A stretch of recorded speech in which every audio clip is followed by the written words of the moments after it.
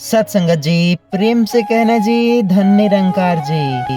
10 का विनती है, अंत तक देखिएगा और कोई त्रुटि हो जाए तो क्षमा कीजिएगा सत्संगत जी। सत्संगत जी, जब भी गुस्सा आता है तो कुछ न कुछ नुकसान हो जाता है। अपना ज़्यादा नुकसान होता है, दूसरों के भी होता है।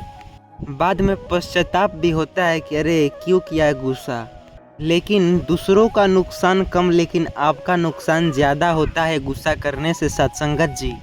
जब आप किसी से बुरे वक्त पे बुरे शब्द बोल देते हैं, 2 मिनट का गुस्सा है, गुस्सा तो ठंडा हो जाएगा 2 मिनट के बाद, लेकिन वो जो रिश्ता है बिगड़ जाता है हमेशा के लिए। इसलिए 2 मिनट का गुस्सा कंट्रोल कैसे करना है, चलिए मैं आज आपको बताता हूँ।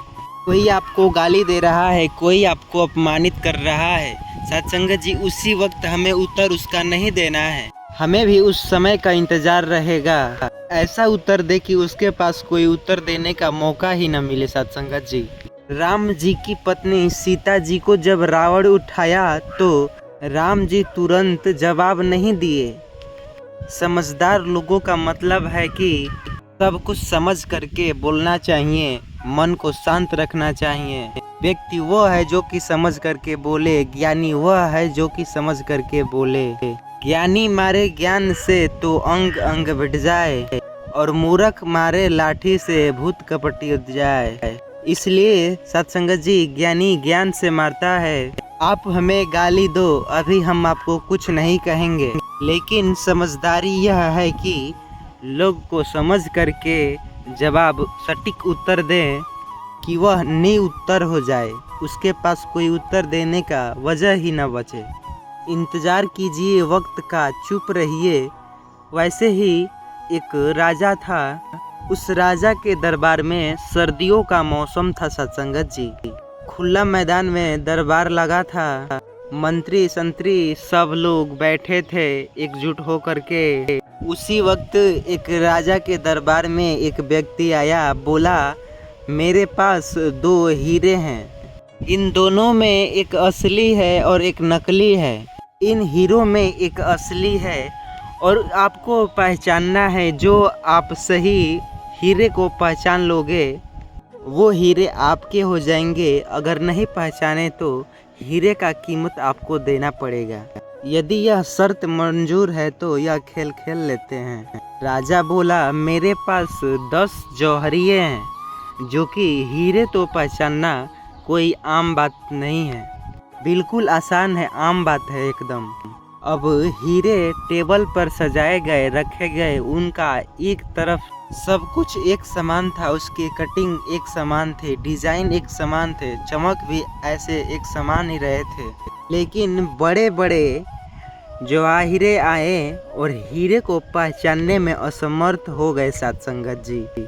एक जौहरिये ने आया और हीरे को उठाया, लेकिन यह नहीं पता लगा पाया कि यह असली है या नकली।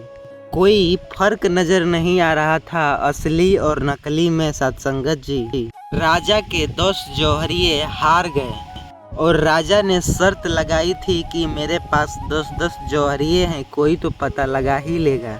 अब जो राजा है वह तो हार गया है, लेकिन जौहरिये उन सब के चलते। लेकिन राजा ने बोला ठीक है, जितना कीमत है इस व्यक्ति को दे दो।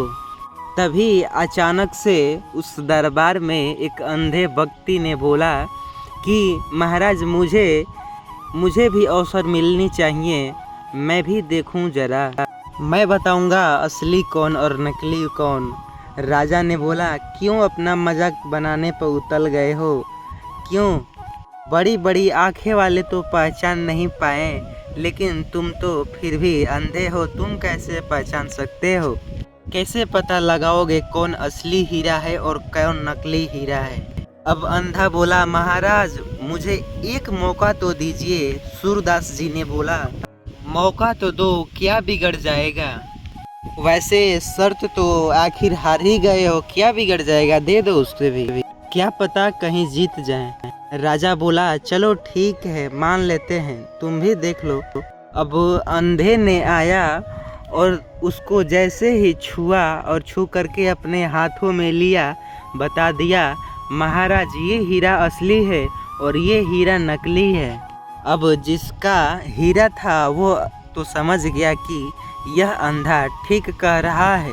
अब सारे जन जितने भी एकत्रित हुए थे सब हैरान हो गए, बोले महाराज जी ये अंधे ने तो कर दिखाया। राजा को विश्वास नहीं हुआ सत्संगत जी। उसने उस हीरे वाले से पूछा, क्यों, क्या कहते हो, कौन सही है कौन असली? उसने बोला, हाँ हाँ सही कह रहा है यह अंधा, यही है असली और यही है नकली।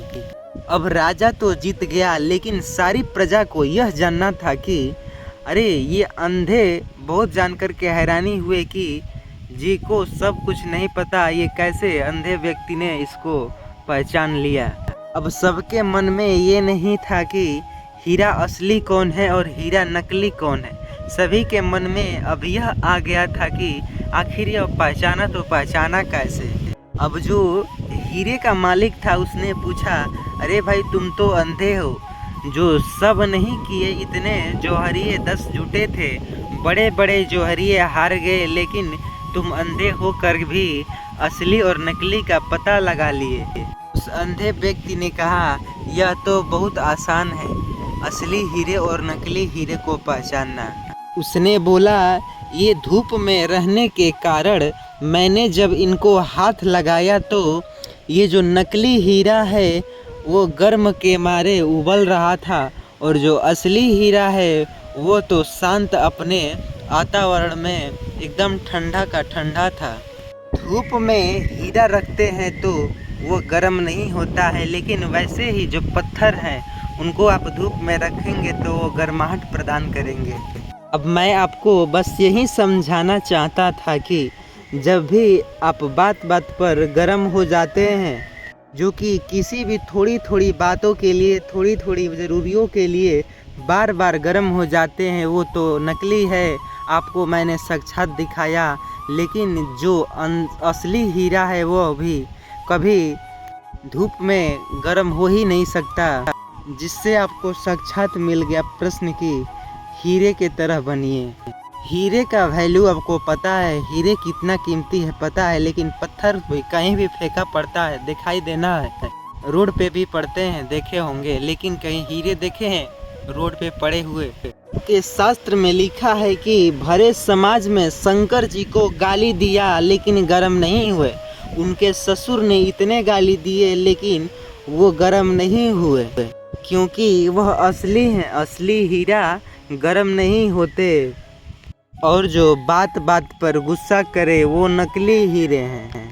थोड़ा बर्दाश्त करना सीखिए, सहनशीलता अपने अंदर लाना सीखिए सत्संगत जी। इसलिए आज मैंने आपको बताया कि आपको कौन से हीरे बनने हैं, असली या फिर नकली। सत्संगत जी बस इस वीडियो के माध्यम से मैं बस आपको इतना बताया, आप तो समझदार है, खुद समझ गए होंगे। साथ ही साथ वीडियो को समाप्त करते हैं। चैनल पर नए चैनल को सब्सक्राइब कीजिएगा, अभी सभी महात्मा जन के पास शेयर कीजिएगा, और साथ ही साथ कमेंट में धन निरंकार लिखना ना भूलिएगा सत्संगत जी।